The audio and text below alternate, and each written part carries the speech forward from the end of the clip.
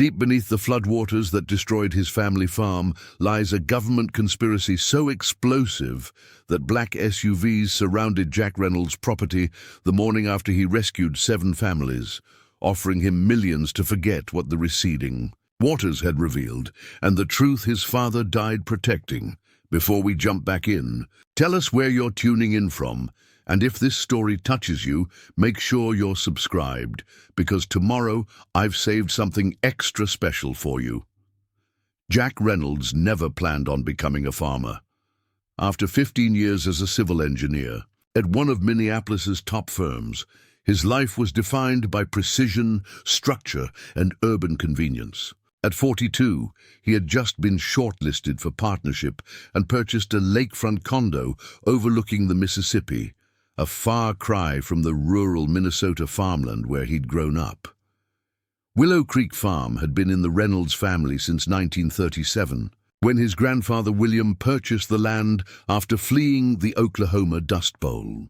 Unlike the corporate operations dominating modern agriculture, their modest 180 acres remained stubbornly diverse. Jack's father, Robert, had refused to specialize in a single crop, maintaining a mix of vegetables, hay fields, and small-scale livestock, despite industry trends. "The land needs diversity to stay healthy," Robert would say, earning eye rolls from neighbors with 1,000-acre monocultures and GPS-guided equipment. The Reynolds operation was an anomaly, environmentally responsible, but increasingly out of step with modern farming economics.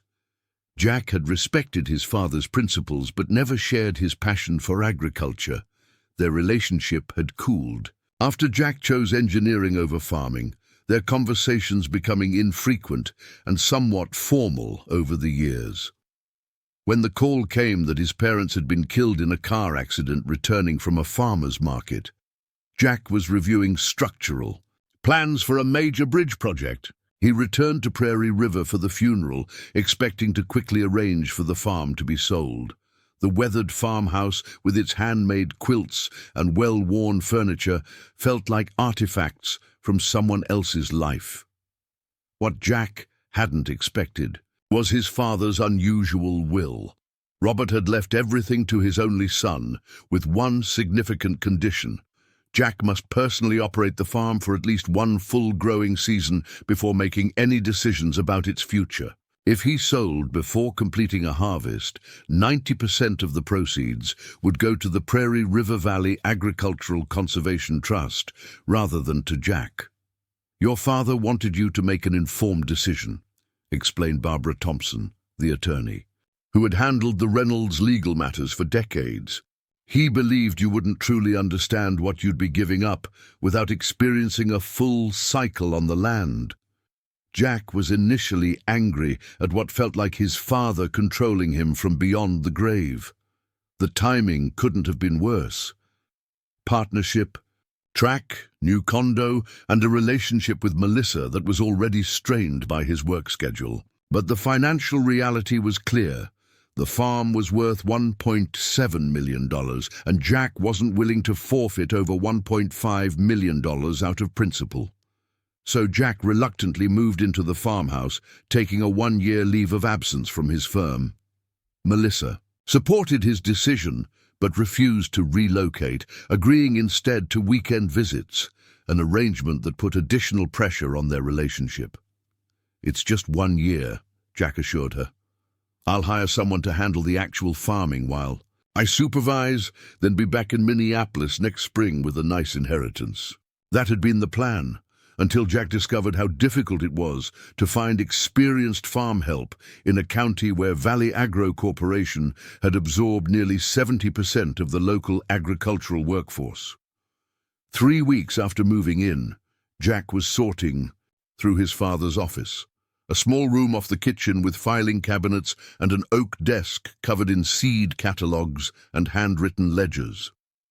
As he organized the papers, his fingers found a sealed envelope taped beneath the center drawer, his name written in his father's distinctive handwriting. Inside was a brief letter.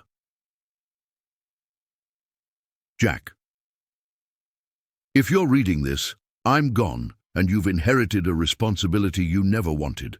I apologize for this burden, but some things transcend our personal wishes.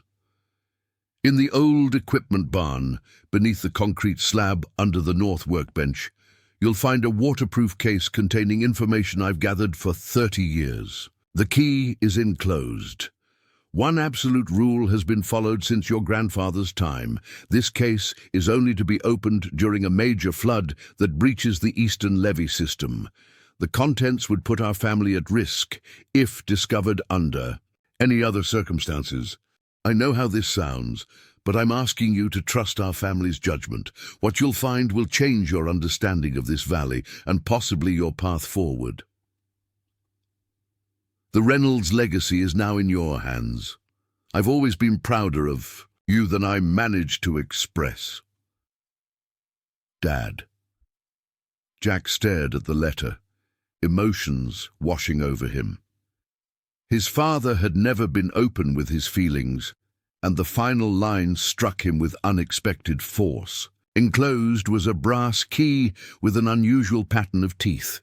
His first instinct was to dismiss these instructions as his father's rural paranoia. The eastern levee system had been reinforced recently and was considered state-of-the-art flood protection.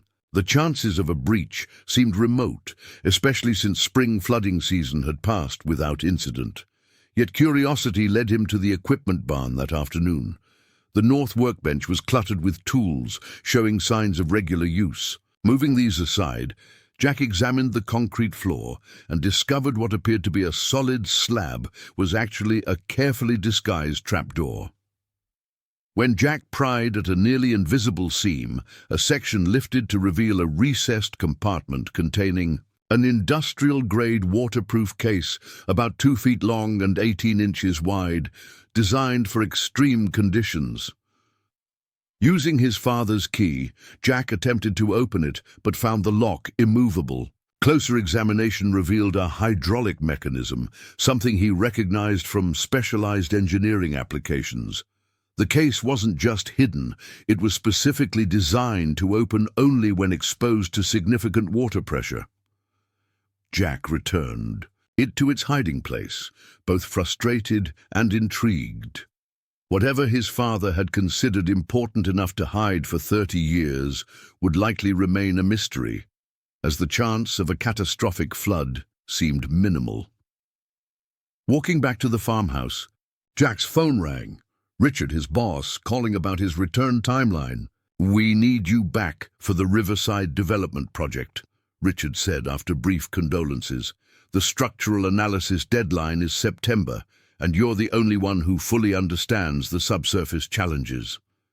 "September will be mid-harvest," Jack replied, the farming terminology feeling foreign in his mouth. "I'm legally obligated to complete the growing season." The disappointment in Richard's voice was evident. "We may need to reassign your partnership track if you can't commit. Major infrastructure projects can't pause while you're farming, Jack." After hanging up, Jack stood in the kitchen, feeling the weight of colliding worlds. In Minneapolis, the career he'd spent 15 years building was slipping away. Here in Prairie River, fields needed immediate attention from someone with knowledge he didn't possess, and beneath the barn sat a mysterious case containing information that could only be accessed during a flood that might never come. As summer approached, Jack faced a decision that would shape not just the next year, but potentially his entire future. Commit to understanding the farm and its secrets, or go through the motions while planning his exit. What he couldn't know was that the contents of that waterproof case would soon connect these seemingly separate worlds, challenging everything he thought he knew about his family, the valley, and his own purpose. July arrived with relentless heat that baked the Prairie River Valley into a dusty haze. For Jack, this challenging weather provided a crash course in modern farming's complexities. Each morning he woke before dawn, a habit his body resisted after years of city living, and spent hours poring over his father's meticulous agricultural records. The worn leather journals told a story very different from what Jack had assumed. About Willow Creek Farm. Far from being an outdated operation stubbornly clinging to tradition, his father had been implementing sophisticated sustainable practices decades before they became trendy environmental buzzwords. The farm's modest size wasn't a limitation, but a deliberate choice to maintain the ecological balance Robert had perfected. Remarkable, Jack muttered to himself one scorching afternoon, tracing his finger along charts showing soil carbon levels steadily increasing over 20 years, the opposite of what was happening on most conventional farms. According to his father's records, Willow Creek's soil contained nearly 3 times the organic matter of neighboring properties, despite using minimal synthetic fertilizers. This discovery forced Jack to re-evaluate his perception of his father. The man he had dismissed as resistant to modern methods had actually been practicing cutting-edge, regenerative agriculture that aligned perfectly with the watershed protection principles Jack had advocated for in his engineering career.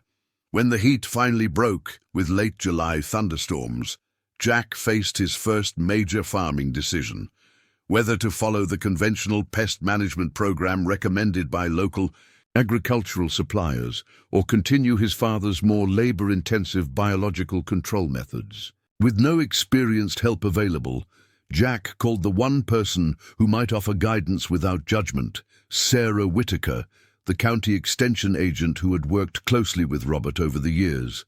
The middle-aged agronomist arrived the following morning in a mud-spattered truck, her weathered face breaking into a smile as Jack greeted her on the porch. "Never thought I'd see a Reynolds back from the big city," Sarah said, shaking Jack's hand firmly. "Your father mentioned you were doing water engineering work in Minneapolis." "Structural engineering with a focus on watershed infrastructure," Jack replied, feeling oddly defensive. "Though I'm finding that Dad was implementing many of the same protection principles here all along." Sarah nodded, unsurprised. Robert was ahead of his time. Most folks around here thought he was crazy for not maximizing production with the Valley Agro program. They couldn't understand why he'd leave money on the table. "The Valley Agro program?" Jack asked as they walked toward the fields. "Comprehensive management system," Sarah explained. "They control everything from seed to harvest, proprietary hybrids that only work with their chemical packages, satellite-guided applications, guaranteed purchase contracts. About 70% of farmers in the county are enrolled now. What happens to the other 30%? Sarah's expression darkened. "They're getting squeezed out. Independent operations can't compete with Valley Agro's scale and political connections. 5 family farms went under last year alone." As they surveyed the crops, Sarah confirmed what Jack had begun to suspect.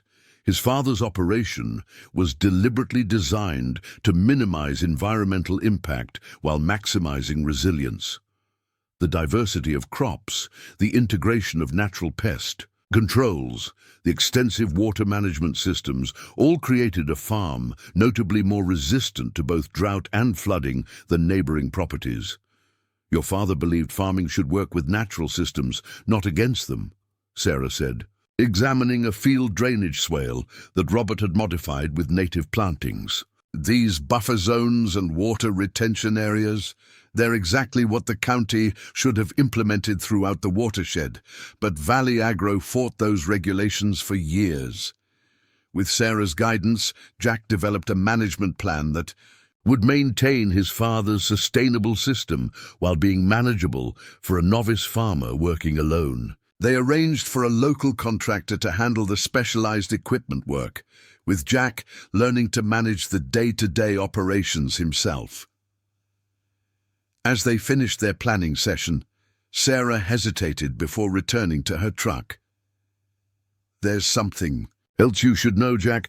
Valley Agro has been trying to acquire your land for years. Your father turned down offers that were well above market value. Why would a corporation that size care about our relatively small farm?" Jack asked. "Location, for one thing. Willow Creek Farm sits at a critical junction in the watershed. The Eastern Valley narrows right at your property line, creating what hydrologists call a flow concentration point.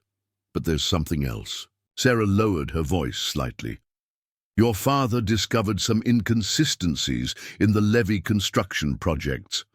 As an engineer, you might understand the implications better than I do. This information added another layer to the mystery of the waterproof case. What if the family secret wasn't just sustainable farming techniques, but evidence of engineering misconduct that corporations like Valley Agro would pay to keep hidden? Before Jack could probe further, a gleaming black pickup truck pulled into the farmyard, bearing the green and blue Valley Agro logo on its door. A man in his 40s emerged, dressed in business casual attire that looked out of place against the working farm backdrop.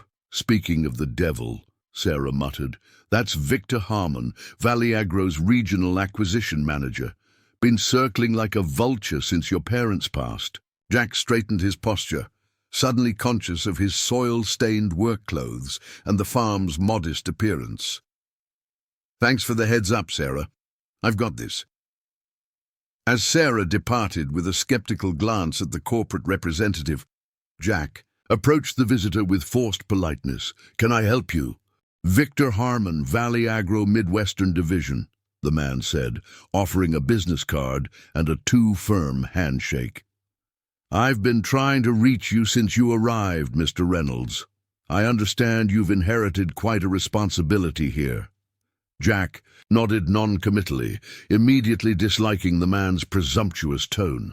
I'll be direct, Harmon continued. Valley Agro would like to present a purchase offer for Willow Creek Farm. Given your situation, new to farming, career elsewhere, we believe we can structure a deal that would benefit everyone. He named a figure that made Jack blink, nearly 40% above the farm's already substantial market value. That's certainly generous, Jack replied carefully, thinking of the mysterious case and his father's insistence that he complete a full-growing season. But I'm not in a position to consider selling yet. My father's will requires that I operate the farm through harvest before making any decisions. Harmon's smile didn't reach his eyes. Of course, family obligations. We respect that. But farming is a risky business, Mr. Reynolds, especially for someone without experience. Equipment failures, weather events, market fluctuations, any number of things could turn a promising season into a financial disaster. The implied threat wasn't subtle. Are you suggesting something might happen to my crops, Mr. Harmon? Not at all, Harmon replied smoothly. Simply pointing out the realities of modern agriculture. The offer I've outlined expires in 30 days. After that, market conditions may not support such generosity. He handed Jack a thick envelope. Our full proposal, including some interesting projections about water management in this region over the next decade. I think you'll find it enlightening. After Harmon departed, Jack opened the envelope and found not just a purchase offer, but a detailed analysis predicting increased flooding risks throughout the Prairie River Valley within 5 years. According to Valley Agro's models, climate change, upstream development, and outdated levee systems would make operations like Willow Creek Farm increasingly vulnerable regardless of their management practices. The final page contained a personal note. Your father was offered this same opportunity multiple times. His rejection cost him, and potentially you, millions in potential value. Don't make the same mistake. That evening, as thunder rumbled in the distance, Jack sat on the farmhouse porch, the Valley Agro proposal in one hand and his father's farming journal in the other. The contrast between the corporation's clinical assessment of agricultural assets and his father's passionate descriptions of watershed stewardship couldn't have been more stark. Jack's phone buzzed with a text from Melissa. Big news, got the Johnson project lead. Team celebration Friday. Any chance you can make it back to the city for the weekend? The Johnson project had been Jack's focus before his parents' deaths, a major urban redevelopment initiative he'd helped design from the ground up. Being excluded would effectively end his involvement in the firm's flagship project, but Friday would be a critical irrigation day for the heat-stressed western fields. As lightning flashed on the horizon, Jack found himself drawn not to his phone to respond, but to the equipment barn where the mysterious case lay hidden. Standing before the concealed compartment, he lifted the concrete cover and examined the waterproof container again, running his fingers over its industrial-grade latches. The hydraulic locking mechanism was sophisticated, designed not just to protect contents from water, but to utilize water pressure as part of its opening system. "What were you protecting, Dad?" Jack whispered. "What was worth turning down millions and straining our relationship for?" The case, designed to open only during a major flood, remained stubbornly silent. When Jack returned to the house, rain now falling in sheets, he found an email from Richard, formally requesting his decision about the Johnson project. With a deep breath, he replied that he would have to decline. His obligations in Prairie River would prevent travel until at least October. The response came quickly. "I'm sorry to hear that, Jack. We'll need to reassign your partnership consideration effective immediately. Your replacement will contact you for transition details." Just like that, the career he had spent 15 years building was slipping away. Jack closed his laptop and walked to the window, watching lightning illuminate the fields he had reluctantly inherited. The crops weren't yet halfway to harvest, and already he had sacrificed his professional standing for this land and whatever secret it held. The mystery of the waterproof case had just cost him dearly. Whatever it contained would need to be worth not just the value of the farm, but the career he was watching dissolve before his eyes. As Jack contemplated this new reality, his phone rang with an unfamiliar local number. The voice that answered his hello was elderly but sharp, a man introducing himself as Harold Miller, his nearest neighbor to the north. "I was your father's a friend for 30 years, he explained, "and I know about the case you've found. Before August rains come, there are things you need to understand about your family's legacy and why Valley Agro is so determined to acquire your land." "Things I couldn't say over the phone." "How do you know about the case?" Jack asked, startled. "Because I helped your father gather the evidence it contains," Harold replied. "If you want to understand what you're really protecting, come to my place tomorrow morning. The Reynolds and Miller farms share more than just a property line, young man. We share a secret that could change everything, if we can keep it from falling into the wrong hands." Jack agreed to the meeting, his mind racing with new questions. As he finally prepared for bed, thunder rolling across the prairie, he realized something had shifted within him. What had begun as a reluctant obligation, a year of farming to secure his inheritance, had somehow transformed into something far more intriguing. Whatever secrets lay hidden in the waterproof case, they were clearly valuable enough that people had sacrificed careers, relationships, and millions of dollars to protect them. Whether he had intended it or not, Jack Reynolds had become part of something much bigger than a family farm in Minnesota. Outside, the summer storm nourished fields that were still largely a mystery to him. By morning, he would need to decide whether to plant not just crops, but his future in this soil, committing fully to uncovering the truth his father had deemed worth protecting at all costs. The morning after the storm broke clear and cool, with puddles reflecting a cloudless sky as Jack drove his father's old pickup down the gravel road leading to the Miller place. Harold Miller's property stood in stark contrast to the thriving neighboring farms, its fields now uniformly planted with Valley Agro's proprietary corn varieties, the former pastures converted to row crops that stretched to the horizon in perfectly straight lines. The farmhouse itself remained, though it appeared diminished somehow, surrounded by corporate agriculture rather than the diverse family farm it had once anchored. Harold Miller waited on the porch, a slight man in his 70s, with a weathered face and alert eyes that retained a fierce intelligence despite his age. "You look like your grandfather," he said by way of greeting, studying Jack's face intently. "Same eyes, same way of standing. Robert favored your grandmother's side." Jack was taken aback. "You knew my grandfather. I barely remember him. He died when I was 9. "William Reynolds was my father's closest friend," Harold explained, leading Jack into a kitchen that smelled of coffee and fresh-baked bread. "Our families have been neighbors since 1937. The Millers and the Reynolds were part of the original group that rebuilt this valley after the Great Depression." He poured coffee into thick ceramic mugs before continuing. "But our connection goes back even further, to the Dust Bowl years.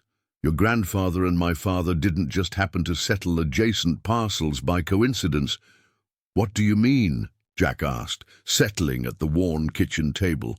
Harold disappeared briefly into another room, returning with a leather portfolio that appeared even older than his father's farm journals.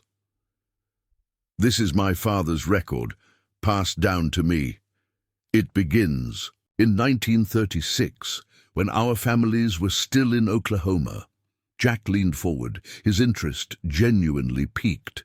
He had known vaguely that his ancestors had migrated from the Dust Bowl, but his father had rarely discussed family history beyond his own childhood. "The Millers and Reynolds weren't just farmers," Harold explained, opening the portfolio to reveal typewritten pages interspersed with newspaper clippings and hand-drawn maps. "They were part of the Civilian Conservation Corps engineering teams that worked on soil and water conservation during the Depression. They understood something that most people didn't, that the Dust Bowl wasn't just a drought, but a man-made disaster caused by poor land management and water engineering." "That's actually my specialty," Jack remarked, surprised by the connection. "Water management infrastructure." Harold smiled knowingly. "Not a coincidence, son. Your father made sure you heard enough stories growing up to plant that seed, even if you didn't recognize it at the time." He turned to a carefully preserved map bound into the portfolio, showing the original survey of Prairie River County with certain areas marked in faded red ink. "Our fathers were part of a group that called themselves the Watershed Guardians. They were farming families who also had engineering training from the CCC projects. They understood how water moves through landscapes in ways most farmers and even most government engineers didn't appreciate." Jack's professional skepticism stirred. Water engineering has advanced significantly since the 1930s. Harold's eyes flashed. "Has it? Then why are we seeing more catastrophic floods, despite billions spent on levees and dams?" "The Guardians weren't just practicing Depression-era engineering, Jack. They were preserving knowledge that modern development has systematically ignored, methods that worked with natural systems rather than trying to control them completely." He turned to another page, showing a diagram that looked remarkably similar to modern hydrological modeling Jack had used in his own work. In the 1950s, when the Army Corps of Engineers began building the major flood control systems in this region, our fathers recognized fundamental flaws in the designs. The Corps was using models that failed to account for how agricultural development would change water retention capacity across the watershed. "So they became activists against the projects?" Jack asked, connecting dots that seemed increasingly plausible. "They tried, but corporate agricultural interests were already powerful. Instead, they became watchdogs. For 3 generations, the farms at critical hydrological points in this valley, including Willow Creek, have been maintained by families committed to sustainable water management practices that help buffer the design flaws in the official flood control systems." Jack recalled Sarah mentioning that his farm sat at a critical junction in the watershed, a flow concentration point that would be particularly vulnerable during major flood events. "And each family kept records?" he asked, thinking of the waterproof case. Harold nodded. "Documentation of design flaws, maintenance failures, and corporate interference with proper engineering standards. Your father's case contains the most comprehensive evidence, 30 years of systematic problems with the Eastern levy system that Valcorp deliberately ignored when they took over maintenance contracts 15 years ago." Valcorp? The parent company of Valley Agro?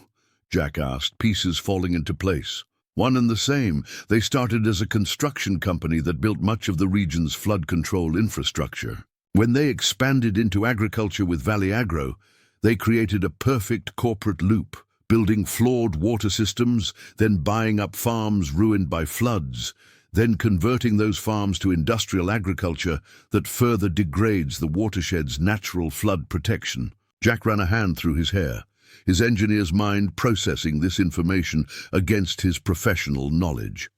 This sounds like a massive failure of oversight. The oversight agencies were captured decades ago, Harold explained. That's all documented in your father's case.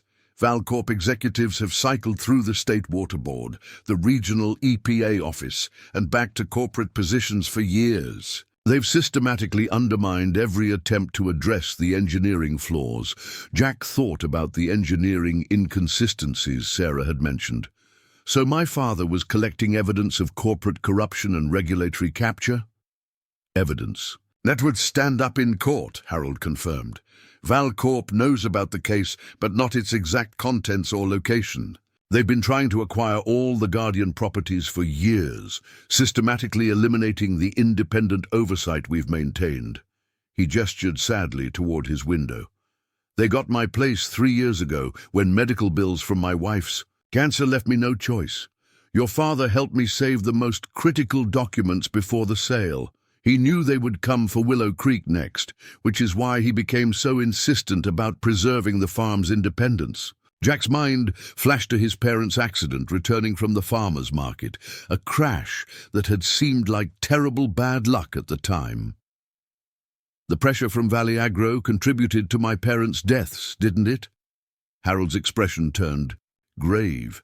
I can't prove it, but the timing was suspicious. Robert had finally compiled enough evidence to take to federal prosecutors. 2 days before their scheduled meeting in Minneapolis, the accident happened. Police found nothing suspicious, but it removed the most significant threat to Valcorp's operations, Jack finished, a chill running through him despite the warm kitchen. Your father fought them with everything he had, Harold continued. When direct offers didn't work, they tried other tactics, manipulating water district decisions, pressuring equipment dealers to delay repairs during critical farming periods, even attempting to influence bank loan officers to call in operating lines of credit. That's illegal, Jack protested, and nearly impossible to prove when you're one farmer against a corporation with more lawyers than the state government. Harold replied. This isn't just about business for them, Jack. The evidence in that case threatens the very foundation of their regional operations. The myth that their flood control systems protect communities when in fact they're engineered to protect corporate assets at the expense of independent farms. Jack thought about the sophisticated hydraulic lock on his father's case, designed to open only during the kind of flood that would provide physical proof of the engineering failures documented inside. So what's actually in the case? Engineering. Reports, maintenance records, much more, Harold said.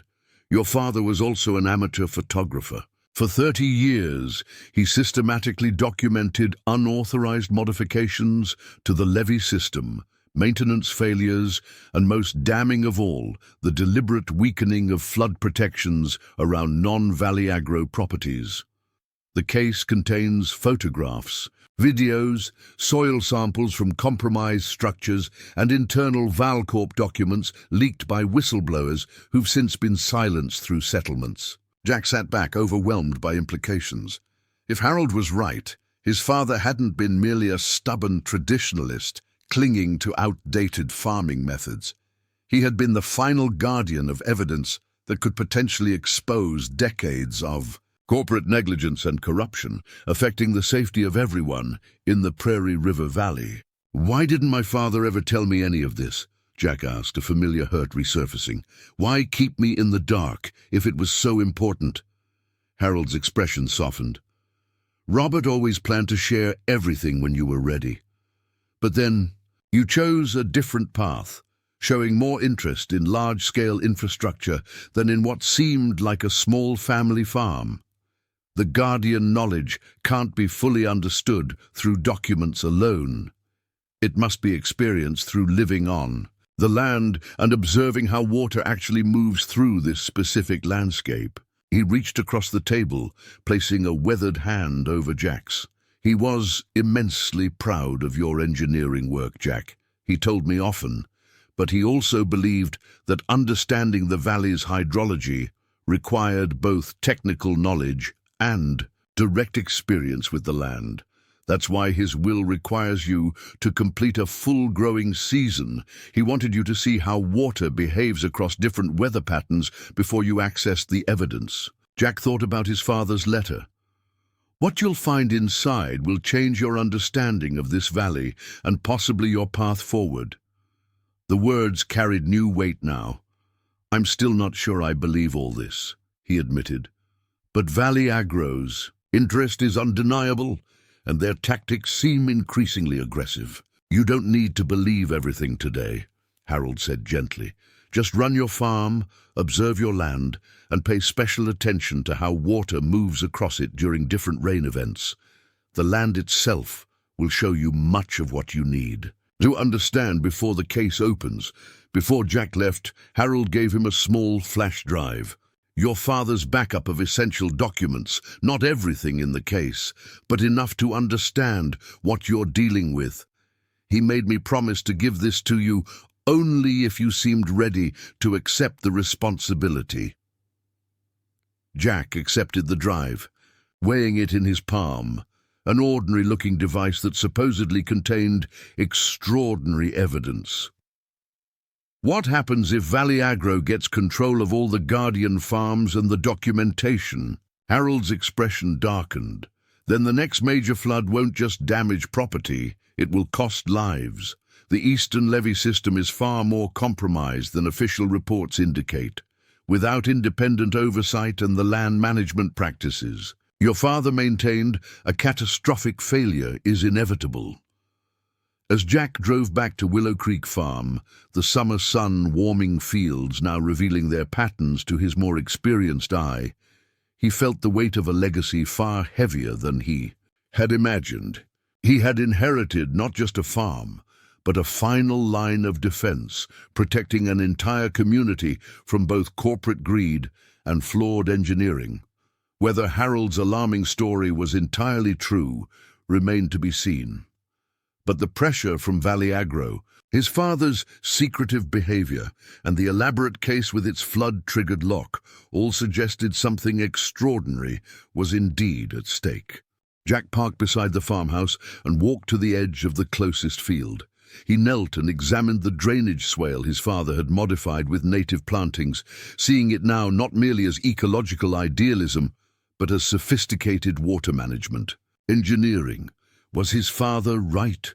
Had decades of industrial agriculture and compromised flood control infrastructure created a disaster waiting to happen? The engineer in him demanded evidence, but another part, perhaps the part that connected him to generations of Reynolds before him, felt a stirring of recognition.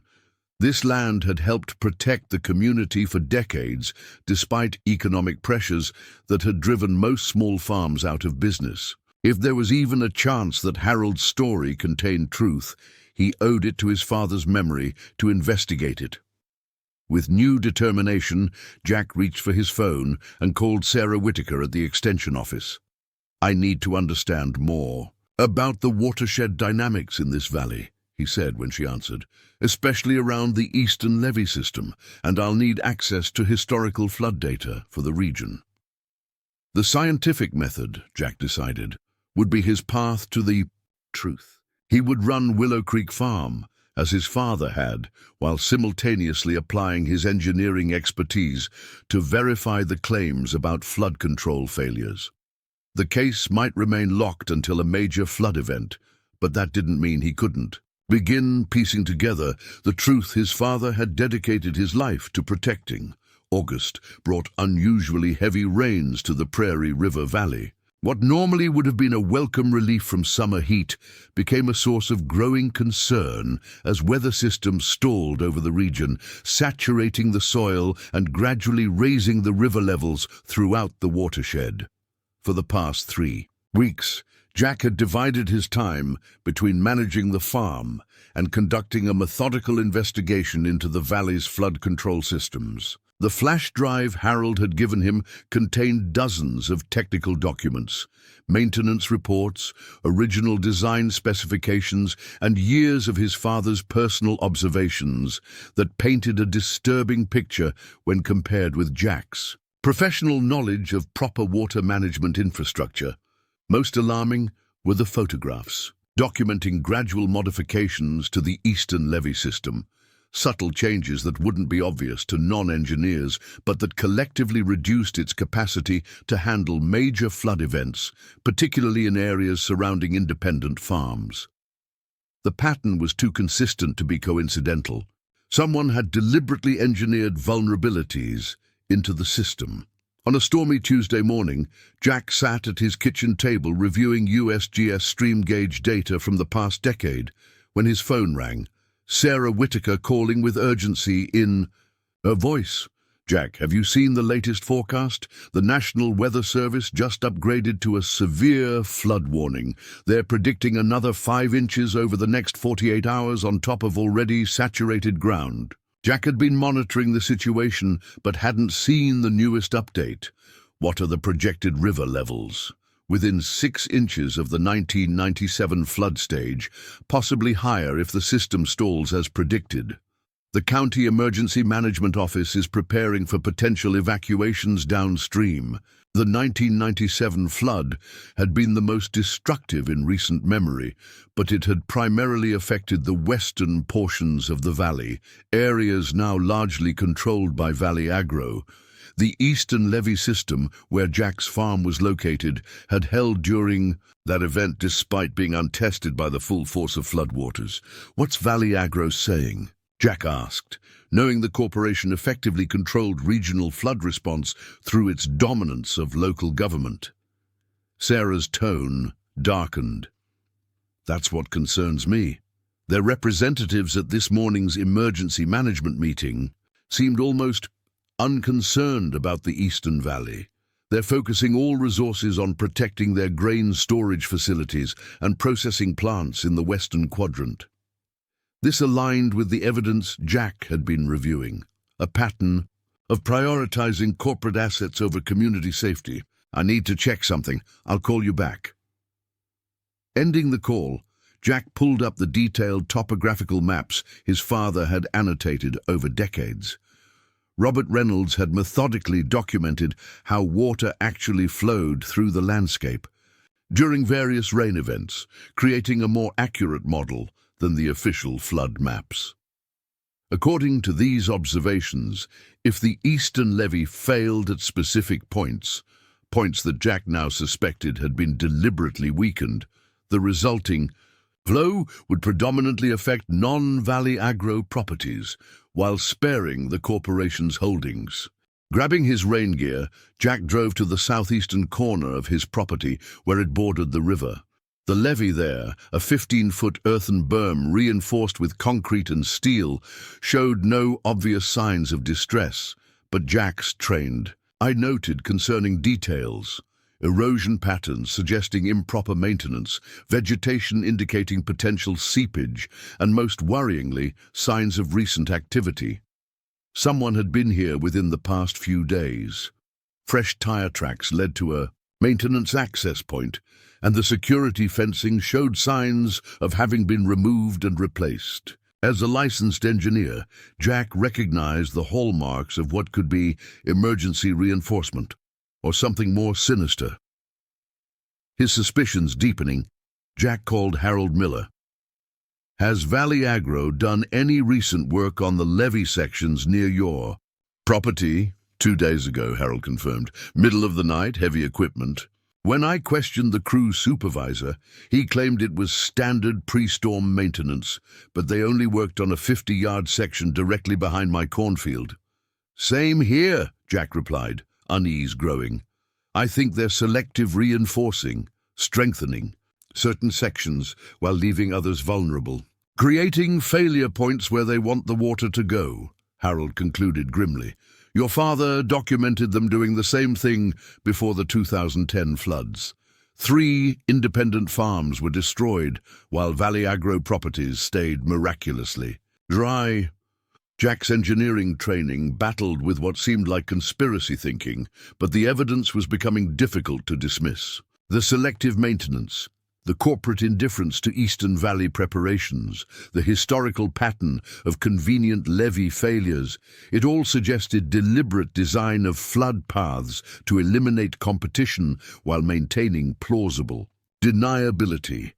Back at the farmhouse, Jack made a decisive move. He called the Regional Army Corps of Engineers office and reached Diane Rodriguez, a senior hydraulic engineer he'd worked with on Minneapolis projects. Diane, I need a professional opinion on some concerning maintenance patterns I'm seeing on the Prairie River Eastern Levee System, he explained, detailing his observations without revealing his suspicions of deliberate sabotage. That's Valcorp's maintenance territory, she replied cautiously. They've held the contract for 15 years. Our oversight is limited to annual inspections. When was the last inspection? A pause. 14 months ago. Budget cuts have reduced our monitoring capacity. As a licensed engineer, I'm observing potential structural concerns that warrant immediate attention, Jack pressed, using the formal language that would register as a reportable safety alert. With current flood forecasts, I believe there's significant risk to properties and possibly lives. Diane's tone shifted from bureaucratic to professional concern. I can dispatch an emergency assessment team, but not until tomorrow morning at the earliest. The Western Valley situation is all hands right now. Tomorrow might be too late, Jack replied, watching the rain intensify outside his window. The river's already within 2 feet of flood stage and rising fast. After ending the call, Jack faced a difficult decision. Official channels would not respond quickly enough, but taking independent action carried significant risk, both physical danger and potential legal consequences for interfering with flood control infrastructure. As evening approached, the rain became torrential. Weather radar showed the storm system stalling exactly as predicted, a vast spiral of precipitation centered directly over the upper watershed. Stream gauge data confirmed what Jack already knew. They were hours, not days, from potential disaster. Unable to wait for official response, Jack loaded his truck with emergency supplies, sandbags, plastic sheeting, rope, and the tools he would need to attempt emergency reinforcement of the most vulnerable levee sections. As he prepared to leave, his phone rang, Melissa calling from Minneapolis. Jack? The news is showing serious flooding headed your way. Are you evacuating? Her concern was genuine, but Jack had no time to explain the complex situation. I'm staying. There are things I need to do here.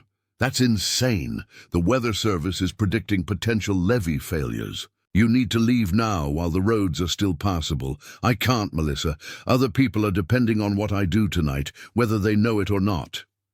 The silence on the line spoke volumes. This is about more than just the farm, isn't it? This is about whatever your father was involved in? Yes, Jack admitted, and it turns out he was right.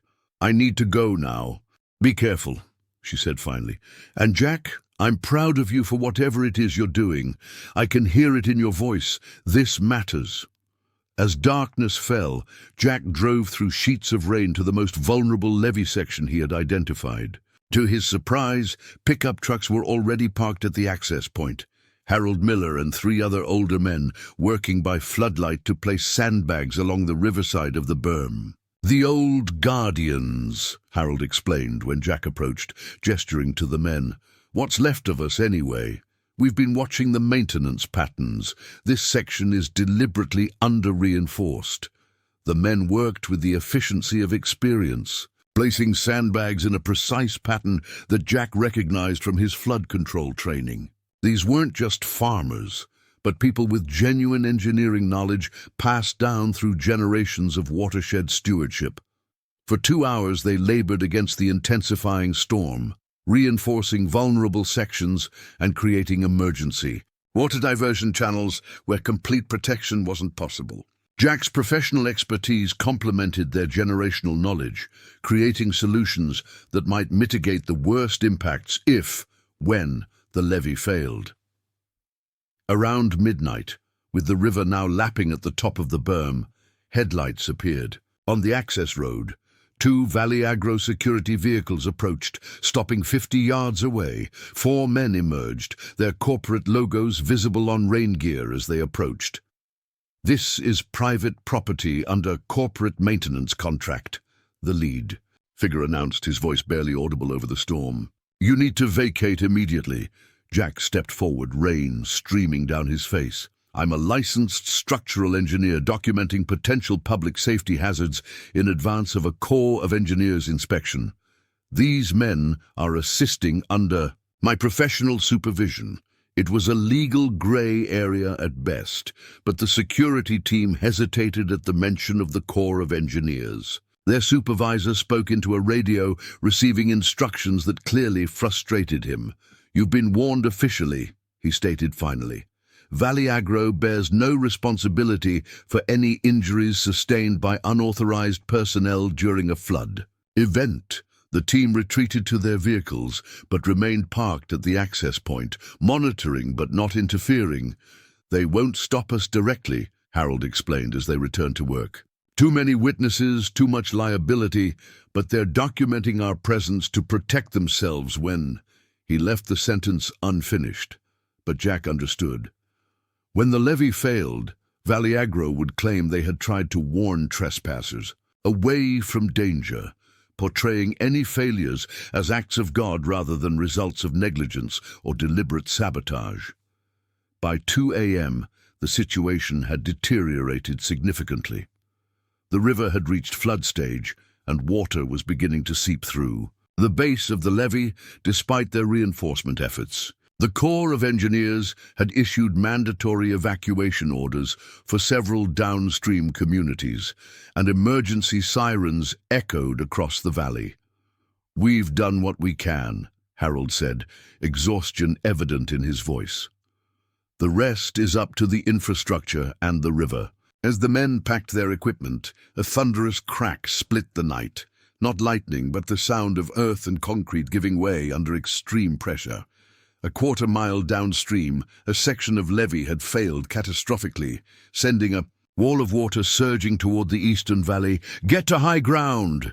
Jack shouted, helping Harold into the nearest truck as water began to flow around their position. The drive back to Willow Creek Farm became increasingly treacherous as floodwaters spread across the landscape. Roads that had been dry hours earlier were now fast-moving streams, and Jack's truck struggled through sections where water reached the bottom of the doors. By dawn, the full scale of the disaster became apparent. The eastern levee had failed in multiple locations, creating a flood path that almost perfectly matched the vulnerable points Jack had identified from his father's documentation. Willow Creek Farm, situated at a critical flow junction, was now an island in a vast inland sea, the carefully designed drainage systems overwhelmed by the sheer volume of water. From the relative safety of the farmhouse's second floor, Jack watched as outbuildings were damaged or destroyed, equipment washed away, and fields disappeared beneath churning brown water. The farm he had reluctantly inherited, learned to manage, and gradually come to appreciate was being systematically destroyed by the very event his father had predicted and documented.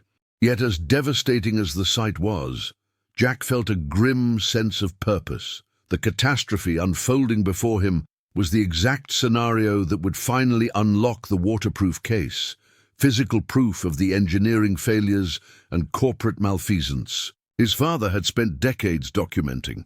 Around noon, when the water level appeared to stabilize about 4 feet deep across much of the property, Jack made his way to the equipment barn, navigating through floodwaters in a small rowboat he'd found in the garage. The barn's main floor was submerged, but its heavy timber construction had withstood the flood's initial force.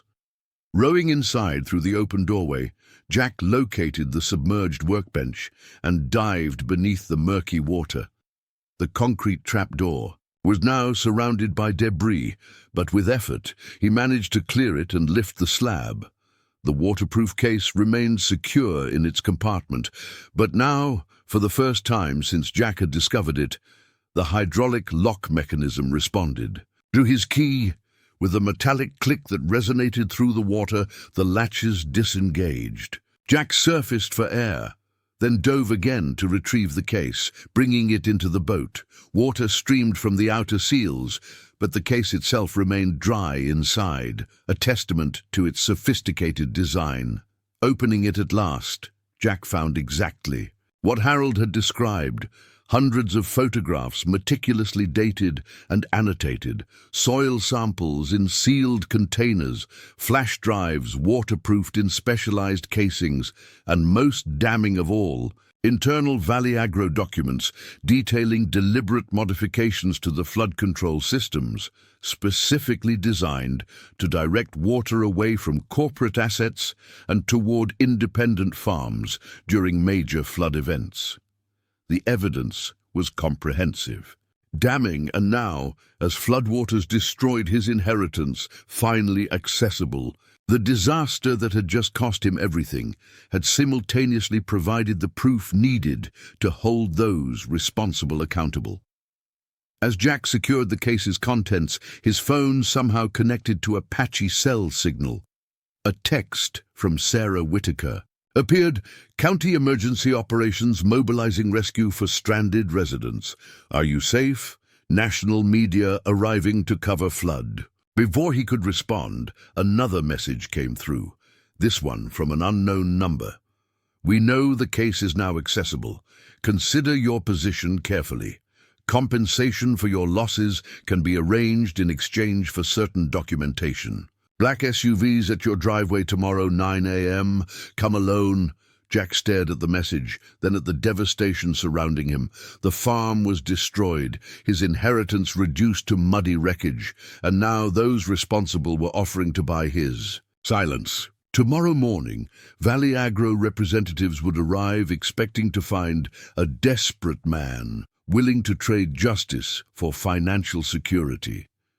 What they would actually find was something very different. A man who had discovered his true inheritance. It was not the farm itself, but the responsibility to protect an entire community from corporate predation that placed profit above lives. With grim determination, Jack rode back to the farmhouse, the case secure beside him, to prepare for visitors who had no idea what they were about to face. Dawn broke over a transformed landscape. Where productive fields had stretched just yesterday, a vast brown lake now rippled in the morning breeze. The floodwaters had receded slightly overnight, but still surrounded the farmhouse, which stood like an island amid the devastation.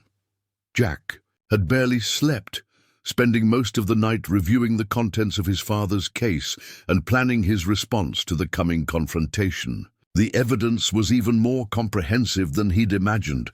30 years of meticulous documentation revealing a pattern of deliberate engineering manipulation designed to protect corporate assets at the expense of independent farmers and downstream communities. Most disturbing were the internal Valley Agro memos, detailing what they called controlled failure zones. Specific levy sections maintained below required specifications to create predictable breach points during major floods. These breaches were precisely engineered to direct water away from corporate holdings while creating acquisition opportunities as financially devastated farmers were forced to sell. The human cost was equally shocking. Jack's father had compiled hospital records, insurance claims, and emergency response data showing at least 7 deaths and dozens of injuries directly attributable to these engineered flood paths. Consequences the corporation had calculated and accepted as unfortunate, but manageable liability exposure. By 7 a.m., rescue helicopters were crisscrossing the valley, evacuating stranded residents and assessing damage. News reports estimated that over 40 homes had been destroyed and hundreds more damaged, making this the worst flooding in the region's history. Yet satellite imagery showed Valley Agro's main facilities remarkably untouched, protected by the very flood patterns Robert Reynolds had predicted and documented. At 8:30, Jack contacted Sarah Whitaker on the emergency band radio he'd found in his father's closet. "Jack, thank God," her voice crackled through the static. "Emergency management has you on the critical evacuation list. A helicopter is being dispatched to your coordinates." "I'm staying for now," Jack replied. "Valley Agro representatives are coming to meet me at 9. I have something they want." "The case?" Sarah asked, clearly understanding more than she had previously let on. "Yes, and its contents are exactly what my father claimed. Proof of deliberate engineering failures designed to target specific properties." Sarah's voice lowered, even over the secure channel. "Jack, be careful. There's something you should know. 2 county supervisors just announced an emergency session to approve a disaster recovery plan, one that includes immediate buyout offers for flood-damaged farms at pre-flood market values. The funding is coming through a public-private partnership with Valley Agro. They're moving fast, Jack observed, using the disaster to acquire what they couldn't get through normal pressure tactics. Exactly. And there's more. The National Guard unit that was supposed to deploy for flood rescue has been mysteriously delayed by administrative processing. The only rescue resources in the area are being coordinated through Valley Agro's corporate emergency response team. This aligned perfectly with the evidence Jack had reviewed overnight. Valley Agro consistently positioned itself as the savior during disasters it had helped engineer, using crisis conditions to expand control while appearing benevolent. "What about media coverage?" Jack asked. "Local stations are running Valley Agro press releases verbatim. National crews are being kept at a safe distance from the most affected areas, supposedly for safety reasons." Jack checked his watch. 8:45 a.m. "Listen carefully. At 10:30 I need you to make sure emergency responders and whatever media you can find are at my farm. Tell them a stranded flood victim needs rescue and has critical information about the levy failures." "Jack, what are you planning?" "Just be ready. And Sarah, contact Diane Rodriguez at the Army Corps of Engineers. Tell her I've found evidence of permit violations in the Eastern Levy system. Use those exact words. She'll understand." After ending the transmission, Jack turned his attention to final preparations. The farmhouse stood on a slight rise that had kept its first floor mostly dry, with water reaching just inches up the porch steps. From the second-floor windows, he had clear views of the driveway where it emerged from floodwaters at the property's edge. The case contents were now separated and secured in multiple locations. Copies hidden throughout the house, originals packed in a waterproof backpack Jack could grab quickly if needed. He had spent an hour photographing key documents with his phone and encrypting the images to cloud storage using a security protocol his father had established years earlier. At precisely 9 a.m., 3 black SUVs appeared at the edge of his flooded driveway where the road emerged from the water. They couldn't drive all the way to the house, but Jack counted 6 men in total emerging from the vehicles. They deployed a small, inflatable boat, and 2 figures began rowing toward the farmhouse while the others maintained positions by the vehicles. Through binoculars, Jack recognized one of the approaching men as Victor Harmon, Valley Agro's acquisition manager. The other was unfamiliar, older, with the bearing of someone accustomed to authority. Both wore expensive rain gear with no corporate logos, clearly attempting to maintain deniability about their official capacity. Jack waited on the porch, the devastation of his farm laid out behind him. His father's shotgun leaned against the wall inside the door, not as a threat but as a precaution. The men's expressions as they approached revealed a mixture of satisfaction and practiced sympathy. "Mr. Reynolds," Harmon called as they neared the porch, affecting concern. "Thank goodness you're safe.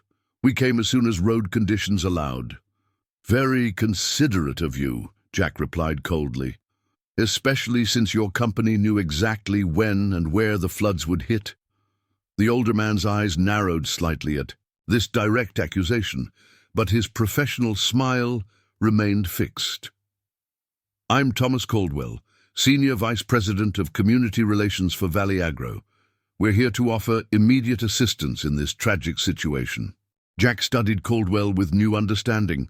According to his father's documents, this man had overseen the systematic modification of flood control systems for over a decade, personally approving the controlled failure zone designations that had just destroyed Jack's livelihood and endangered countless lives. "Please come inside," Jack offered, his tone neutral. "I think we all know why you're really here." The farmhouse kitchen, though water-stained along the baseboards, remained functional. Jack had prepared coffee, the homey gesture incongruous with the devastation visible through every window. The men sat uncomfortably, declining refreshments as they assessed the situation. "Mr. Reynolds, we understand you've recently come into possession of certain documents your father maintained," Caldwell began, dispensing with further pretense. "In light of this terrible natural disaster, Valley Agro is prepared to offer extraordinary assistance." "Natural disaster?" Jack repeated, raising an eyebrow. "Is that what we're calling engineered levee failures now?" Harmon shifted uneasily, but Caldwell maintained his composure. "Flooding is a complex hydrological event with many contributing factors. What matters now is helping this community recover." "Let's be direct," Jack suggested. "You believe I have evidence showing Valley Agro deliberately compromised flood control systems to target specific properties for acquisition. You're here to buy that evidence and my silence, rather than deny the accusation." Caldwell reached into his jacket and removed a document folder. "We're here to offer a comprehensive recovery package that recognizes your unique situation. Valley Agro is prepared to purchase Willow Creek Farm at 200% of pre-flood market value, with additional compensation for personal property losses and emotional distress." He slid a paper across the table, and Jack glanced at the figure. Nearly $5 million, far more than the property had ever been worth. "That's very generous," Jack acknowledged. "And, in exchange, we would require transfer of all documentary materials related to regional flood control systems, a standard non-disclosure agreement, and your public support for Valley Agro's community recovery initiatives." Jack leaned back, appearing to consider the offer. "And if I decline?" Caldwell's expression hardened slightly. "Mr. Reynolds, you're facing complete financial ruin. Your farm is destroyed, your equipment lost, and insurance typically excludes coverage for levee failures.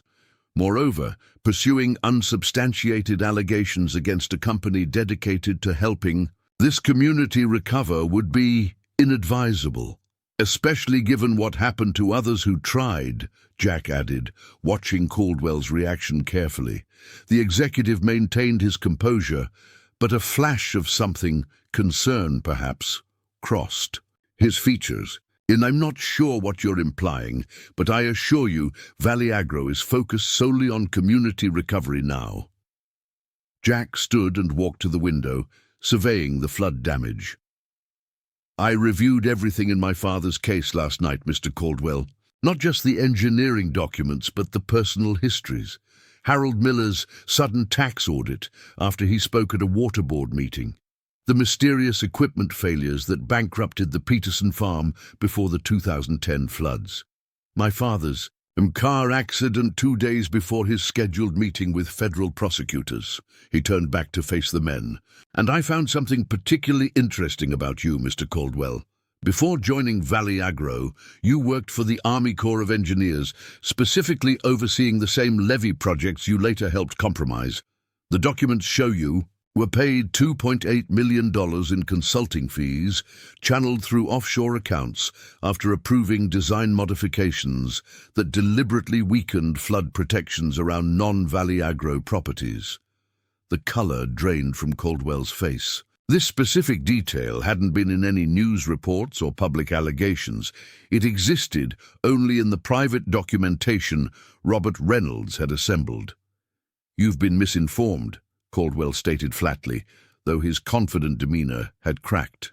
But this illustrates why emotional responses to natural disasters can be problematic. People seek someone to blame. "I don't need to seek anyone," Jack replied. "My father already found those responsible and documented everything. The only question remaining is who I share that information with and when." Orman, visibly uncomfortable with how the conversation had developed, attempted intervention. "Mr. Reynolds, regardless of any misunderstandings, the offer on the table provides immediate financial security when you need it most. Your farm is gone. Your livelihood is destroyed. This is an opportunity to walk away with your future secured." Jack considered them both, thinking of the destruction surrounding him and the years his father had spent assembling evidence at tremendous personal cost. The offer was indeed tempting, enough money to start over anywhere, free from obligation and risk. But the other documents in the case haunted him: photographs of families displaced by previous floods, engineering analyses showing how deliberate modifications had directed water toward specific properties, and most damning, the corporations' internal calculations of acceptable casualties in pursuit of land acquisition goals. "I need some time to consider," Jack said finally. "This is obviously a significant decision." Caldwell glanced at his watch. "We can give you 1 hour, Mr. Reynolds. Our emergency response teams need coordination regarding this property. One way or another. The implied threat wasn't subtle. Accept their offer or face whatever emergency response they deemed appropriate for someone refusing cooperation." As the men prepared to return to their boat, Jack asked one final question. "Out of curiosity, what would prevent me from taking your money and still sharing the evidence with authorities?" Arman looked alarmed at the direct question, but Caldwell smiled thinly. "The agreement includes certain provisions that would make such actions profoundly regrettable. Valley Agro protects its interests comprehensively, Mr. Reynolds." "I imagine you do," Jack replied, watching them descend the porch steps to their waiting boat. As they rowed away, Jack didn't waste a moment. He gathered the most critical evidence into his backpack, retrieved his father's shotgun, loading it not for human threats, but for the water moccasins and snapping turtles that had been driven into buildings by the flood, and prepared for what would come next. The men clearly hadn't been satisfied with his response and wouldn't wait a full hour before taking more direct action. The fact that they had arrived with 4 additional personnel who remained at the vehicles suggested they had contingency plans for resistance. Jack checked his watch. 10:05 a.m. Sarah would be directing emergency responders and media to his location. In 25 minutes, he needed to maintain control of the property and evidence until then. From the second-floor window, he observed the boat reaching the SUVs. Caldwell immediately made a phone call while the other men gathered in discussion. As Jack had predicted, they weren't planning to wait for his decision. The game was changing, and he needed to adapt quickly. Within minutes, 2 additional boats launched from a previously unseen location down the flooded road. Larger, motorized craft carrying what appeared to be private security personnel in tactical gear. Their approach wasn't disguised as a friendly visit. This was clearly an extraction team, coming to secure the evidence by whatever means necessary. Jack's plan had just lost its timeline advantage. The confrontation was arriving sooner than expected, and the stakes had escalated from financial pressure to potential force. Whatever happened in the next 20 minutes would determine not just his future, but whether decades of corporate corruption and engineered disasters would finally face justice. With grim determination, he shouldered his backpack containing the evidence, checked that his phone was securely waterproofed with the critical files backed up, and prepared to defend his father's legacy against those who had already taken everything else from him. The security boats cut aggressive wakes through the floodwaters surrounding the farmhouse, their engines echoing across the drowned landscape.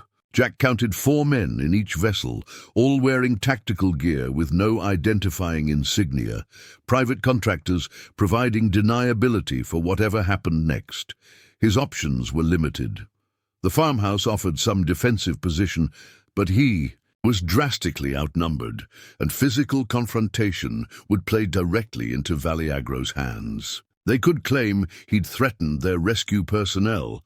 Justifying whatever followed, Jack needed a different strategy, one that used his knowledge of the property and his father's preparations against a superior force. Moving quickly through the house, he gathered final essentials and headed for the back door, where floodwaters had created a direct water route to the partially submerged equipment barn 200 yards away. The small rowboat he'd used yesterday was still tied to the porch railing. Jack loaded his backpack and slipped into the boat just as he heard the security teams reaching the front of the house. Their voices carried clearly across the water, directions to secure the property and collect all documentation and electronic devices. Jack rowed silently toward the equipment barn, staying close to a line of half-submerged fence posts that provided some visual cover. His father's case had contained not just evidence, but contingency plans for exactly this scenario, including details about a feature of the property Jack hadn't yet explored. According to Robert's notes, the equipment barn connected to a network of drainage culverts that ran beneath the property, originally installed in the 1940s as part of early flood control measures. These culverts, large enough for a person to navigate in some sections, created potential evacuation routes that didn't appear on any modern property surveys. Reaching the barn, Jack secured the boat and slipped inside through a side door now, half submerged. The floodwaters reached mid-chest level, but the building's structure remained sound. He waded to the back wall where his father's notes indicated a maintenance access point should be located, behind a rusted equipment rack. Just above the current water level, Jack found it, a metal panel that swung open to reveal a 3-foot diameter concrete culvert. A crude but effective ladder was bolted to the side, disappearing into darkness below the waterline. Jack checked his waterproof flashlight and secured his pack more tightly. The security teams would discover his absence from the house momentarily and expand their search. He needed to move quickly through the drainage system to where it emerged nearly a quarter-mile away at the property's northern boundary, close to Harold Miller's farm.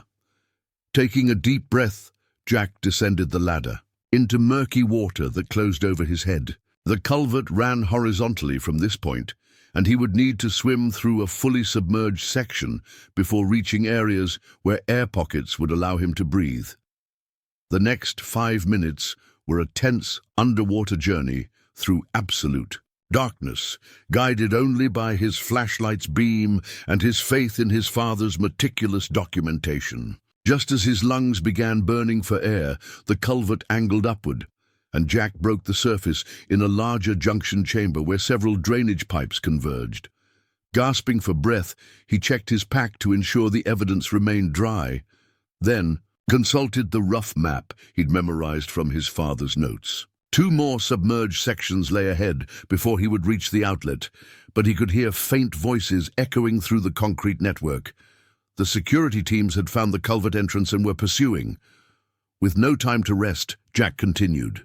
Through the drainage system, the knowledge that armed men were following lending desperate speed to his movements. When he finally emerged from a half-submerged outflow pipe into open floodwaters near the property line, the sun momentarily blinded him after the darkness of the tunnels. Orienting himself, Jack spotted Harold Miller's farmhouse, a few hundred yards away across open water. He began swimming toward it, staying low in the water to minimize his visibility. Behind him, voices and splashing indicated the security team was emerging from the drainage system. "There! In the water!" a voice shouted, followed by the distinctive sound of a boat engine starting. Jack dove deeper, swimming hard beneath the surface before changing direction. The muddy floodwater provided some concealment, but he couldn't outswim a motorboat. His only advantage was intimate knowledge of what lay beneath the water: farm equipment, fences, and other obstacles that would force the boat to move cautiously. As he surfaced for air, the sound of helicopter rotors cut through the air, but not the security team's aircraft. This was larger, and Jack recognized the distinctive thump of military rotors. The National Guard had finally arrived, along with what appeared to be news helicopters circling at higher altitude. The security boat hesitated, its operators clearly reassessing with witnesses now overhead. Jack used the distraction to cover more distance toward Harold's property, where he could see figures gathering on the porch. Harold himself, Sarah Whitaker, and uniformed personnel Jack didn't recognize. When he finally dragged himself onto the sloped lawn of the Miller farm, exhausted but with his backpack and its precious contents intact, Sarah rushed to meet him. "Perfect timing," she said, helping him to his feet. "The Corps of Engineers assessment team just arrived, along with federal prosecutors from Minneapolis. Diane Rodriguez called them personally after I relayed your message." Jack looked up to see the security boat retreating toward the Valley Agro. SUVs, clearly unwilling to pursue with so many official witnesses present.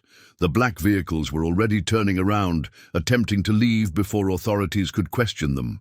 "Not so fast," Harold muttered, nodding toward the road where county sheriff vehicles were now blocking the only exit route. "They're not getting away that easily this time."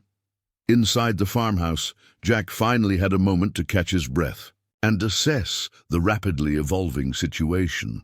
The living room had become an impromptu command center, with Diane Rodriguez from the Army Corps of Engineers reviewing satellite imagery of the flood pattern, while two federal prosecutors examined the preliminary evidence Jack had transmitted earlier. "This confirms what we've suspected for years, but couldn't prove," Diane explained, examining one of Robert Reynolds' detailed maps of compromised levee sections.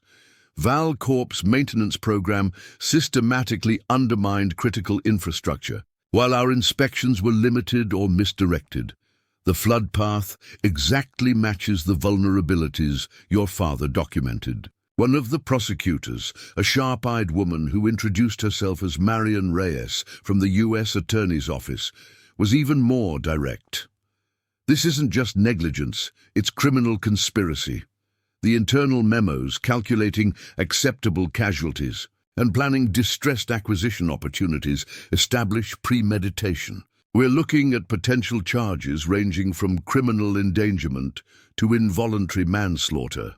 Jack opened his backpack and removed a sealed waterproof container. "You'll want this too. It contains soil samples from the compromised levee, sections showing deliberate use of substandard materials. My father collected them over years during so-called maintenance operations.